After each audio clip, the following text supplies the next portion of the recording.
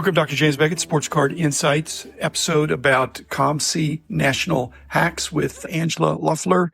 We were talking about that. COMC, one of the sponsors, along with Beckett Media, Beckett Grading, Beckett Authentication, Burbank, Mike Stadium Sports Cards, Heritage Auctions, Hugs and Scout Auctions, Tops, Upper Deck, and Panini. But this is just about COMC, what they're doing at the National. I've got some hacks. Angela's got some hacks. So I hope you enjoy it.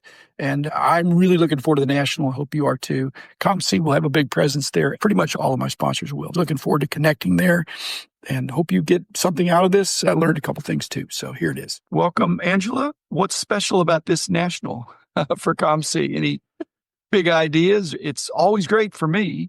It's always big ideas. A whole bunch of fun and enjoyment of the hobby.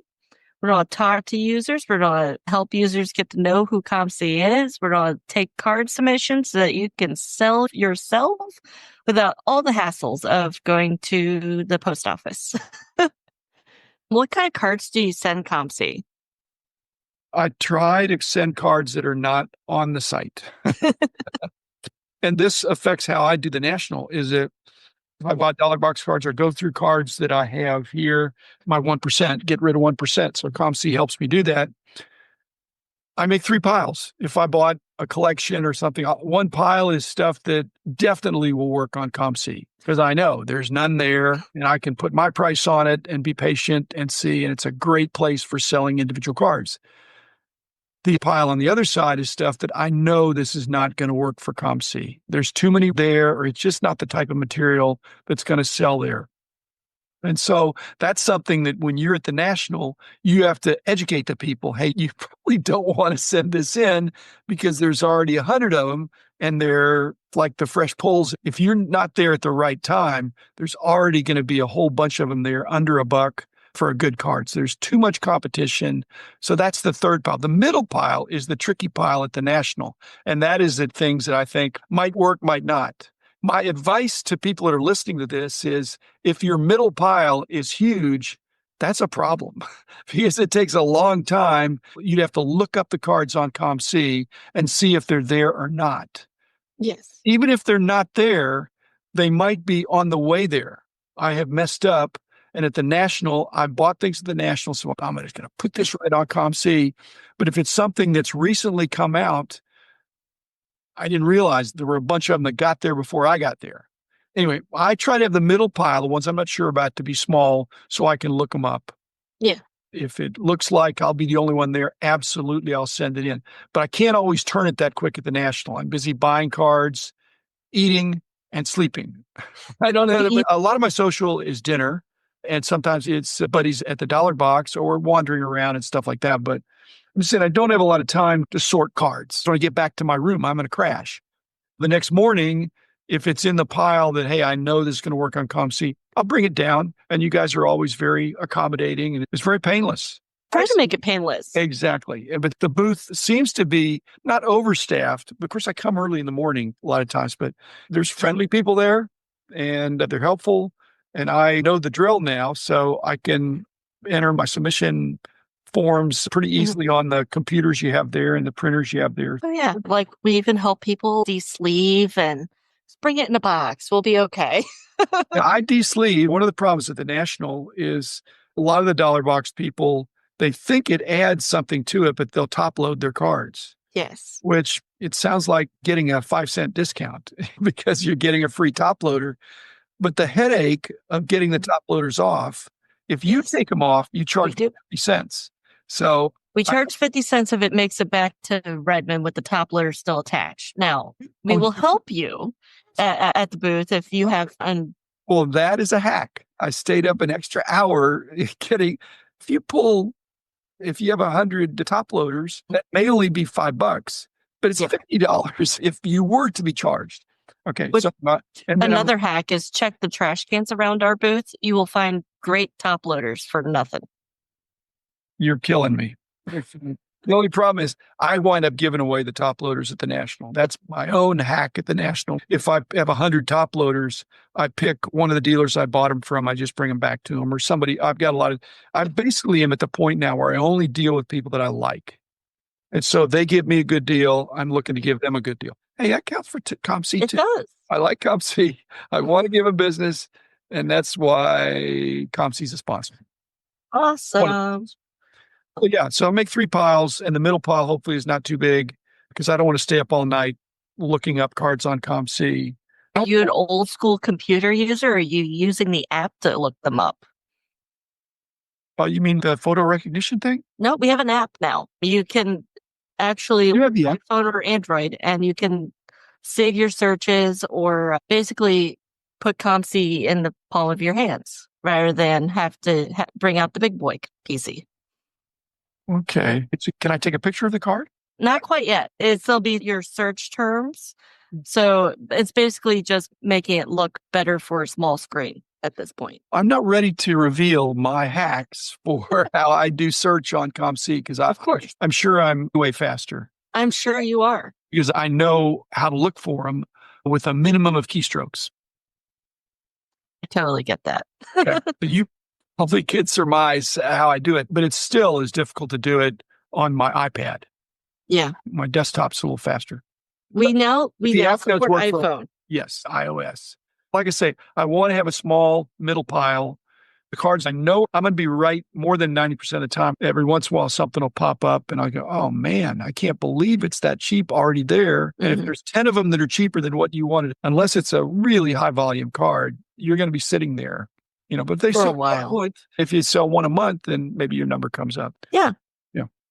Can you explain how if somebody walks up at the Dallas show, it seemed like you might open up the box and give them some feedback and say, hey, you know what, you need to screen these a little better. Does that happen very often at the National, or is it only with newbies? It does to a certain extent. Like if we are already chatting, I'm already flipping because you obviously have questions and need guidance of some sort. So I want to know what kind of things you have in the box. Especially if we help you with your submission paperwork, which we will. Yeah. I want to know what kind of value do you have in the box? What kind of sets are in the box? Will this work? Will this not work? I don't want to see your 1992 Donruss baseball. We have millions of it. We don't need any more, which wouldn't be exactly a good experience for you, which at the end of the day, I want you to have a good experience. You're going to pay 50 cents for the standard service. And even if you get free shipping, which is bringing it by the National, it's not a bargain to pay 50 cents for you guys to list it and sell it for 49 cents. No. Then you're not going to be happy. In fact, could I say that you make money on that? I think in terms of the value of the customer, you probably don't make money. No, You might because make everyone gets a money, bad experience. but you get a bad experience. Yeah. If you do your paperwork, have it already on the box, you just hand the box and run. We're not going to get the look at it. So you recommend that you give it a quick preview. That's in there. Yeah. I'd say give yourself a little quick preview of what is it.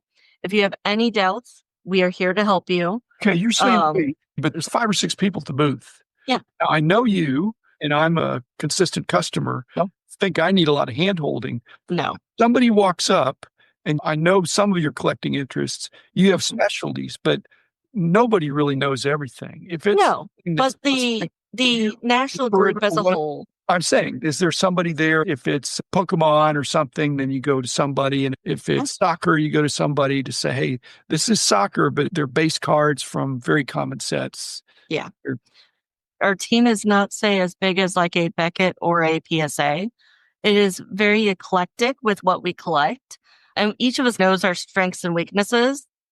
And everyone that is front facing is from the sales and marketing team. So we know COMC back and forth to begin with. And then past that, I'd say, all of us are collectors as well in some way, shape, or form and have very different collections. So we play off each other's strengths and weaknesses. We look at the box, you go, I don't know, but this guy might. Come on over here and look at what is this. Also, sometimes we refer to the website itself. Okay, do we have this? If we don't have it, it's automatically worth sending to us. So we'll find out what it is in the first place. I said exactly, but then that's hard. But it's still adding to the breadth and the depth of what you have. You said that you have marketing people there. For COMC, is that the same as customer service? Not always. Because most of our marketing team has actually started in customer service. So they have all of those tools in the tool belt to begin with. Okay. Because I see a lot of overlap there in the way we did things like that. Because if you had the customer service background, then you're doing marketing, you've already talked to the customer. You're not trying to hypothetically figure out what they want, what their problems are, and all that. So having a little bit of hobby experience or having that cross training is really good. It's really great. It really helps further people's personal careers without too much effort involved. So everyone gets to add more tools to the tool belt, so to speak. Okay. One of the times I came to the COMC booth at the National, there was no place to sit. Yep. It was all bar height counters, Yes. which is a strategy that we used a couple times too. People are looking for a place to camp out. Our place last year at the National was not a place to camp out because it became an aisleway with how the National was constructed. Yeah. The original plan did have seating, just saying. Okay. But that keeps people from asking you a million questions while they're.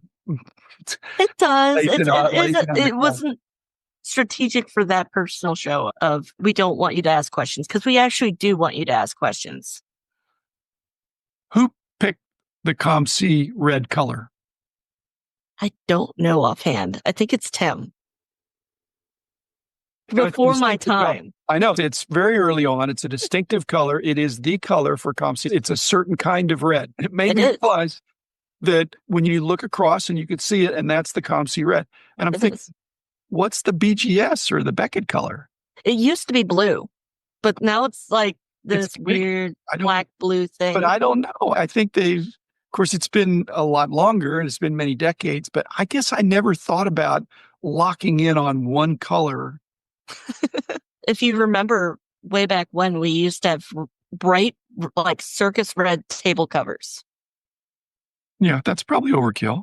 That was overkill. We did redesign. No, but the red, it's your red. It's our red. Looking up, because it's hard to find booths at the National.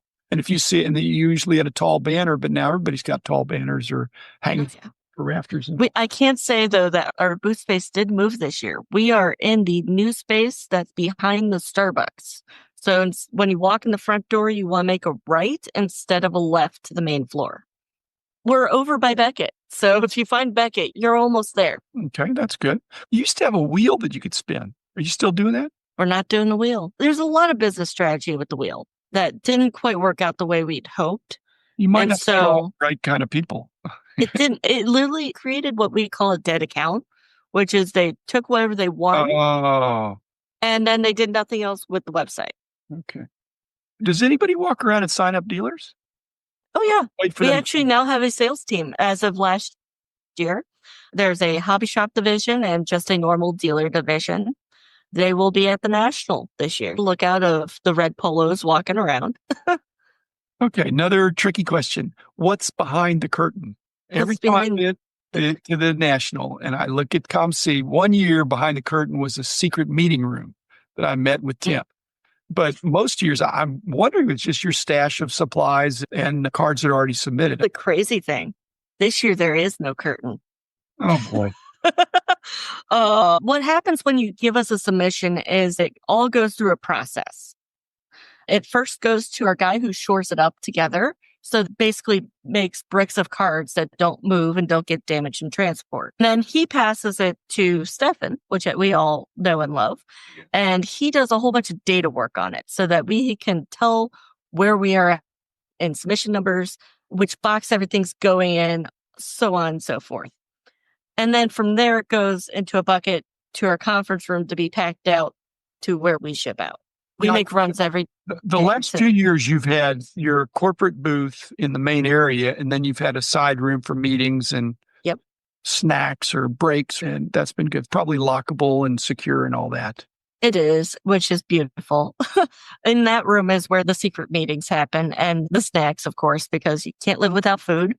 We love Chicago because that room is so much bigger than any other place we go to. It's like having your own ballroom, essentially, that we can divide and conquer and basically move the massive amounts of cards out of the National back to our home office.